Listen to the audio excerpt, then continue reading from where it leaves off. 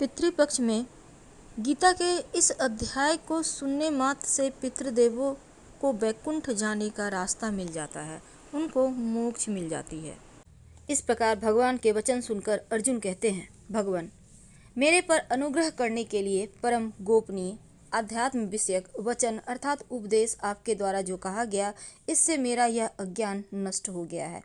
क्योंकि हे कमल नेत्र, मैंने भूतों की उत्पत्ति और प्रलय आपसे विस्तार पूर्वक सुने हैं तथा आपका अविनाशी प्रभाव भी सुना है। हे परमेश्वर, आप अपने को जैसा कहते हो वो ठीक है, ऐसा ही है, परंतु हे पुरुषोत्तम, आपके ज्ञान, ऐश्वर्य, शक्ति, बल, वीर और तेज युक्त रूप को प्रत्यक्ष देखना चाहता हूँ। इसलिए हे प्रभु, मेरे द्वारा यह आपका रूप देखा जाना शक्य है। ऐसा यदि मानते हैं तो हे योगेश्वर, आप अपने अविनाशी स्वरूप का मुझे दर्शन करवाइए। इस प्रकार अर्जुन के प्रार्थना करने पर भगवान श्री कृष्ण कहते हैं, हे पार्थ, मेरे सैकड़ों और हजारों नाना प्रकार के और नाना वर्ण तथा आकृति वाले अलौकिक रूपों को देख। हे भरतवंशी अर्जुन, मेरे में आदित्यों को अर्थात अदिति द्वारा 12 पुत्रों को, 8 वसुओं को, 11 रुद्रों को तथा दोनों अश्विनी कुमारों को और 49 मरुदगणों को देख तथा और भी बहुत से पहले ना देखे हुए आश्चर्यमय रूपों को देख। हे गुडाकेश, अब इस मेरे शरीर में एक जगह स्थित हुए चराचर सहित संपूर्ण जगत को देख और जो भी कुछ देखना चाहता है सो देख, परंतु मेरे को इन अपने प्राकृत नेत्रों द्वारा देखने को निसंदेह समर्थ नहीं है। इसी से मैं तेरे लिए दिव्य अर्थात अलौकिक चक्षु देता हूँ, इससे तू मेरे प्रभाव को, योग शक्ति को देख।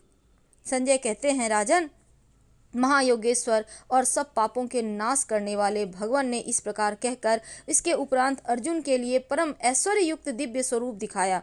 उस अनेक मुख और नेत्रों से युक्त और अनेक अद्भुत दर्शनों वाले एवं बहुत से दिव्य आभूषणों से युक्त और बहुत से दिव्य शस्त्रों को हाथों में उठाए हुए और दिव्य माला और वस्त्रों को धारण किए हुए, दिव्य गंध का अनुलेपन किए हुए एवं सब प्रकार के आश्चर्यों से युक्त सीमा रहित विराट स्वरूप परमदेव परमेश्वर अर्जुन ने देखा। हे राजन, आकाश में 1000 सूर्यों के एक साथ उदय होने से उत्पन्न हुआ जो प्रकाश होवे, वह भी उस विश्वरूप परमात्मा प्रकाश के सदृश कदाचित ही होवे। ऐसे आश्चर्यमय रूप को देखते हुए पांडुपुत्र अर्जुन ने उस काल में अनेक प्रकार से विभक्त हुए अर्थात पृथक पृथक हुए संपूर्ण जगत को उस देवों के देव भगवान श्री कृष्ण के शरीर में एक जगह स्थित देखा। उसके अनंतर वह आश्चर्य से युक्त हुआ हर्षित रोमों वाला अर्जुन विश्वरूप परमात्मा को श्रद्धा भक्ति से सिर से प्रणाम करके हाथ जोड़ते हुए कहता है, हे देव, आपके शरीर में संपूर्ण देवों को और अनेक भूतों के समुदायों को, कमल के आसन पर बैठे हुए ब्रह्मा को, महादेव को और संपूर्ण ऋषियों को तथा दिव्य सर्पों को देखता हूँ। हे संपूर्ण विश्व के स्वामिन, आपको अनेक हाथ, पेट, मुख, नेत्रों से युक्त और सब ओर से अनंत रूपों वाला देखता हूँ। हे विश्वरूप, आपके न अनंत को देखता हूँ, न मध्य को और न आदि को देखता हूँ। हे विष्णुवो, आपको मैं मुकुट युक्त, गदा युक्त, चक्र युक्त और सब ओर से प्रकाशमान तेज का पुंज, प्रज्वलित अग्नि और सूर्य के सदृश ज्योति युक्त, देखने में अति गहन और अप्रमेय स्वरूप सब ओर देखता हूँ। इसलिए हे भगवान, आप ही जानने योग्य परम अक्षर हैं अर्थात परम ब्रह्म परमात्मा है और आप ही इस जगत के परम आश्रय हैं तथा आप ही अनादि धर्म के रक्षक हैं और आप ही अविनाशी सनातन पुरुष हैं, ऐसा मेरा मत है। हे परमेश्वर, मैं आपको आदि, अनंत, मध्य से रहित और अनंत सामर्थ्य से युक्त और अनंत हाथों वाला तथा चंद्र सूर्य रूप नेत्रों वाला, प्रज्वलित अग्नि रूप मुख वाला और अपने तेज से इस जगत को तापायमान करता हुआ देखता हूँ। हे महात्मन, स्वर्ग और पृथ्वी के बीच का संपूर्ण आकाश और सब दिशाएं आप एक से ही परिपूर्ण है और आपके इस अलौकिक और भयंकर रूप को देखकर तीनों लोक अति व्यथा को प्राप्त हो रहा है। हे गोविंद, वे सब देवताओं के समूह आप में प्रवेश करते हैं और कई एक भयभीत होकर हाथ जोड़े हुए आपके नाम और गुणों का उच्चारण करते हैं तथा महर्षि और सिद्धों के समुदाय कल्याण होवे ऐसा कहते हैं। उत्तम उत्तम स्तोत्रों द्वारा आपकी स्तुति करते हैं। हे परमेश्वर, जो एकादश रुद्र और द्वादश आदित्य तथा 8 वसु और साधिगण, विश्वदेव तथा अश्विनी कुमार और मरुदगण और पितरों का समुदाय तथा गंधर्व यक्ष राक्षस सिद्धगण के समुदाय हैं, वे ही विस्मित हुए आपको देखते हैं।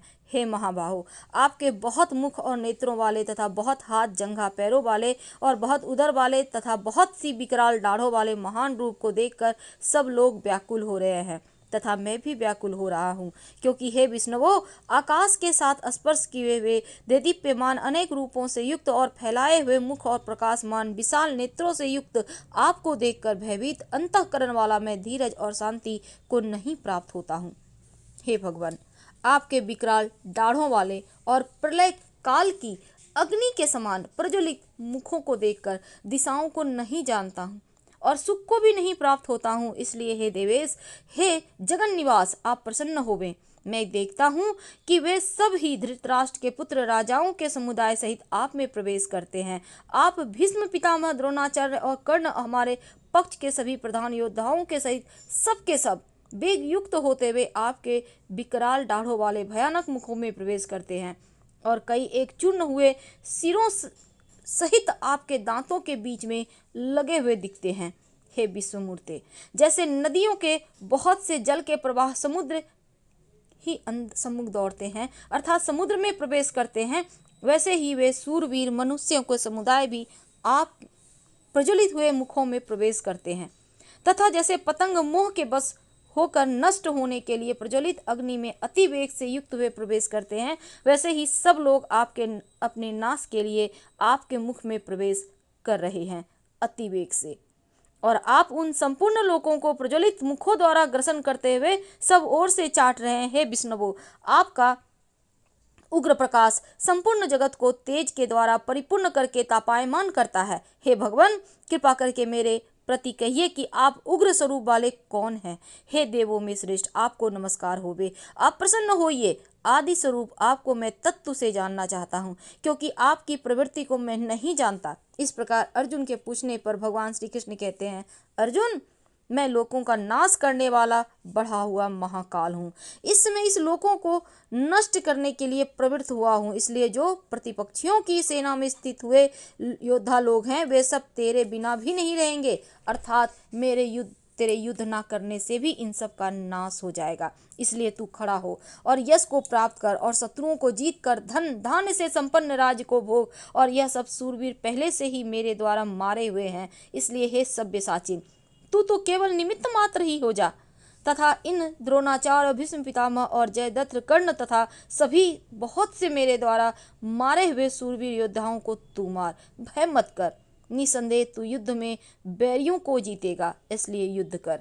इसके उपरांत संजय बोला, हे राजन, केशव भगवान के इस वचन को सुनकर मुकुटधारी अर्जुन हाथ जोड़े हुए कांपता हुआ नमस्कार करके फिर से भयभीत हुआ प्रणाम करके भगवान श्री कृष्ण के प्रति अति गदगद वाणी से कहता है कि हे अंतर्यामिन, यह योग ही है जो आपके नाम और प्रभाव के कीर्ति से जगत अति हर्षित होता है और अनुराग को भी प्राप्त होता है तथा भयभीत हुए राक्षस लोग दिशाओं में भागते हैं। सब सिद्धि गणों के समुदाय नमस्कार करते हैं। हे महात्मन, ब्रह्मा भी आदि कर्ता और सबसे बड़े आपके लिए वे कैसे नमस्कार नहीं करे, क्योंकि हे अनंत, हे देवेश, हे जगन निवास, जो सत्य असत्य और उनसे परे अक्षर अर्थात सच्चिदानंद घन ब्रह्म हैं, वो आप ही हैं। हे प्रभु, आप आदिदेव और सनातन पुरुष हैं। आप इस जगत के परम आश्रय और जानने योग्य और परम धाम है। हे अनंत स्वरूप, आपसे यह सब जगत व्याप्त परिपूर्ण है। हे हरे, आप वायु, यमराज, अग्नि, वरुण, चंद्रमा, प्रजा के स्वामी ब्रह्मा और ब्रह्मा के भी पिता हैं। आपके लिए हजारों बार नमस्कार होवे, नमस्कार होवे। आपके लिए फिर भी बारंबार नमस्कार होवे। हे अनंत समर्थ वाले, आपके लिए आगे से और पीछे से नमस्कार होवे। हे सर्वात्मन, आपके लिए सब ओर से ही नमस्कार होवे, क्योंकि अनंत प्रक्रमशाली और सब संसार को व्याप्त किए हुए हैं। इससे आप ही सर्वरूप हैं। हे परमेश्वर, सखा ऐसे मानकर आपके इस प्रभाव को न जानते हुए मेरे द्वारा प्रेम से अथवा प्रमाद से भी हे कृष्ण, हे यादव, हे सखे, इस प्रकार जो कुछ हठपूर्वक कहा गया है, और हे अच्युत, आप हंसी के लिए विहार, शैया, आसन, भोजन आदि में अकेले अथवा उन सखाओं के सामने भी अपमानित किए गए हैं, वह सब अपराध अप्रमेय स्वरूप अर्थात अचिंत्य प्रभाव वाले मैं आपसे क्षमा कर मांगता हूँ। हे विप्रेश्वर, आप इस चराचर जगत के पिता, गुरु से भी बड़े गुरु और अति पूजनीय हैं। हे अतिशय प्रभाव वाले, तीनों लोकों में आपके समान भी दूसरा कोई नहीं है, फिर अधिक कैसे होवे। इससे हे प्रभु, मैं शरीर को अच्छी प्रकार चरणों में रखकर और प्रणाम करके स्तुति करने योग्य और आप ईश्वर को प्रसन्न होने के लिए प्रार्थना करता हूँ। हे देव, पिता जैसे पुत्र के और सखा के और पति जैसे प्रिय स्त्री के साथ ही आप भी मेरे अपराध को सहन करने के लिए योग्य हैं। हे विश्वमूर्ते, मैं पहले से न देखे हुए आश्चर्य में और आपके इस रूप को देखकर हर्षित हो रहा हूँ। मेरा मन भय से अति व्याकुल भी हो रहा है, इसलिए हे देव, आप उस अपने चतुर्भुज रूप को मेरे लिए दिखाइए। हे देवेश, हे जगन निवास, प्रसन्न होइए। हे विष्णुवे, मैं वैसे ही आपको मुकुट धारण किए हुए, गदा चक्र हाथ में लिए हुए देखना चाहता हूँ। इसलिए हे विश्वरूप, हे सहस्त्रबाहो, आप उस ही चतुर्भुज रूप से युक्त होइए। इस प्रकार अर्जुन की प्रार्थना को सुनकर भगवान श्री कृष्ण कहते हैं, हे अर्जुन, अनुग्रह पूर्वक मैंने अपनी योग शक्ति के प्रभाव से यह मेरा परम तेजोमय, सबका आदि और सीमा रहित विराट रूप तेरे को दिखाया है, जो कि यह सिवा तेरे दूसरे ने पहले कभी देखा ही नहीं।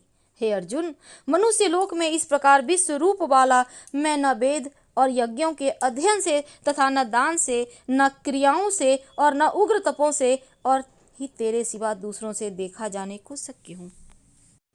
इस प्रकार मेरे इस विकराल रूप को देखकर तेरे को व्याकुलता ना होवे और मूढ़ भाव भी ना होवे और भय रहित प्रीति युक्त मन वाला तो उसे ही मेरे इस शंख चक्र गदा पद्म सहित चतुर्भुज रूप को फिर देख। इसके उपरांत संजय बोले, हे राजन, वासुदेव भगवान ने अर्जुन के प्रति इस प्रकार कहकर फिर जैसे ही अपने चतुर्भुज रूप को दिखाया, फिर महात्मा कृष्ण ने सौम्य मूर्ति होकर इस भयभीत हुए अर्जुन को धीरज दिया।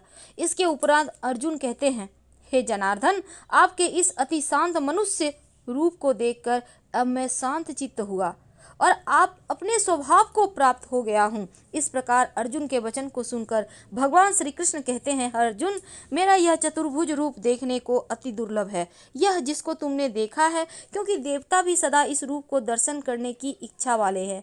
हे अर्जुन, न वेदों से, न तप से, न दान से और न यज्ञ से इस प्रकार चतुर्भुज रूप वाला मैं देखा जाने को शक्य हूँ कि जैसे मेरे को तुमने देखा है। परंतु हे श्रेष्ठ तप वाले अर्जुन, अनन्य भक्ति करके तो इस प्रकार चतुर्भुज रूप वाला मैं प्रत्यक्ष देखने के लिए भी और तत्व से जानने के लिए और प्रवेश करने के लिए अर्थात एक ही भाव से प्राप्त होने के लिए भी शक्य हूँ।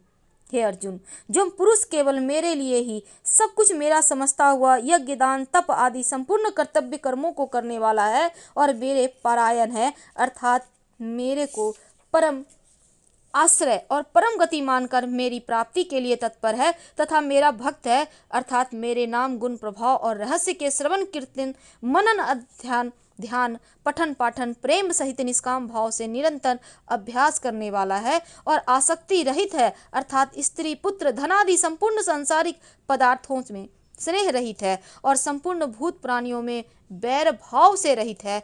ऐसा वह अनन्य भक्ति वाला पुरुष मेरे को ही प्राप्त होता है। हर हर महादेव।